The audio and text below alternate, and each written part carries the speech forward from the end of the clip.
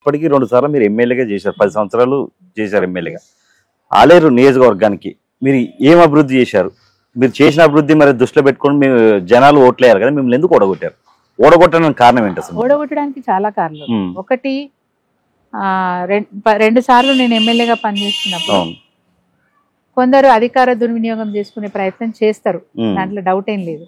నాతో పనిచేసిన మా వాళ్ళు, మా పార్టీ నాయకులు కూడా, మండల స్థాయి నాయకులు కూడా 1-2 విషయాలలో నేను అపోజ్ చేసేదాన్ని. నేను ఇల్లీగల్ యాక్టివిటీస్కి ఒప్పుకోను, ఎట్టి పరిస్థితి ఒప్పుకోను. మాకు కేసీఆర్ గారు ఆదర్శం. బురద అంటించుకోవద్దు, మరకలు అంటించుకోవద్దు, మచ్చలు తెచ్చుకోవద్దు. ఒక్క ఎమ్మెల్యే తప్పు చేస్తే పార్టీకి అంటుకుంటుంది, పార్టీకి అంటుకోవడం వల్ల మనం నష్టపోతాం, మన బాధ్యత పెద్దది అని అట్లా మాకు చెప్పేవారు.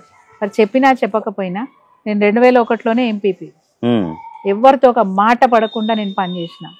2000 నా పెళ్లికి ముందే మా వారు పిఎస్సిఎస్ చైర్మన్. 7 సార్లు ఆయన ఏకదాటిగా పిఎస్సిఎస్ చైర్మన్.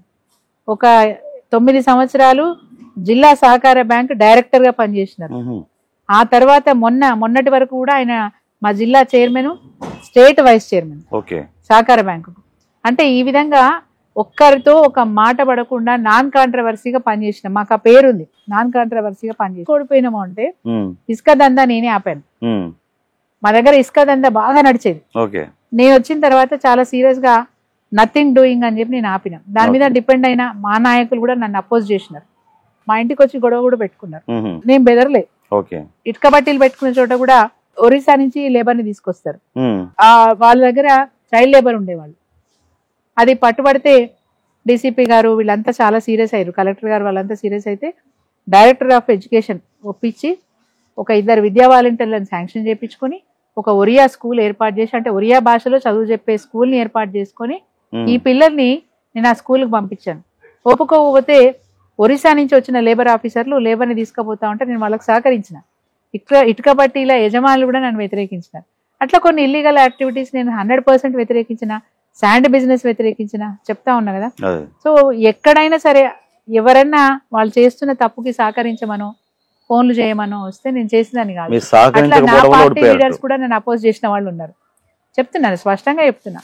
నా పార్టీలో ఉన్న నా నాయకులు కూడా నన్ను ఇప్పుడు వాళ్ళు కూడా రియలైజ్ అవుతున్నారు. సరే ఏ జరిగినా మన మంచి కోసమే. ముక్కుసూటిగా చెప్తుంది మేడం, ఏదైనా విషయం ఉంటే ముక్కుసూటిగా ఇది కరెక్ట్ కాదు, ఇట్లా చేయొద్దు. నేను ఇంకో మాట కూడా చెప్పిన, మీరు చేసుకోవాలంటే చేసుకోండి, నా వరకు తీసుకురాకండి. మీరు అక్కడ ఎంఆర్ఓ సహకరిస్తా అంటే పని చేసుకోండి, అక్కడ ఎస్ఐ సహకరిస్తా అంటే పని చేసుకోండి, నా దాకా తీసుకురావద్దు, నన్ను ఫోన్ చేయమని చెప్పొద్దు అని చెప్పి నేను చాలా స్పష్టంగా చెప్తుంటే ఇది ఒక కారణం. రెండోది, ఇప్పుడున్న స్థానిక ఎమ్మెల్యే బీసీ కార్డు బాగా వాడుకున్నారు. మా నియోజకవర్గంలో బీసీలు ఎక్కువ ఉంటారు. సో బీసీలలో కూడా కాస్త ఐకమత్యం వచ్చింది. సరే మనకు అవకాశం వచ్చినప్పుడు మన ఓటు మనం వేసుకోవాలనే ఒక ఆలోచన స్టార్ట్ అయింది. మూడోది ఏంటంటే అంతటా మార్పు మార్పు మార్పు అని ప్రజలు కోరుకున్నారు కాబట్టి ఆ కోరుకున్న తీరుగా ఇక్కడ కూడా మార్పు వచ్చింది. సో అన్నీ కలిసి వచ్చినాయి.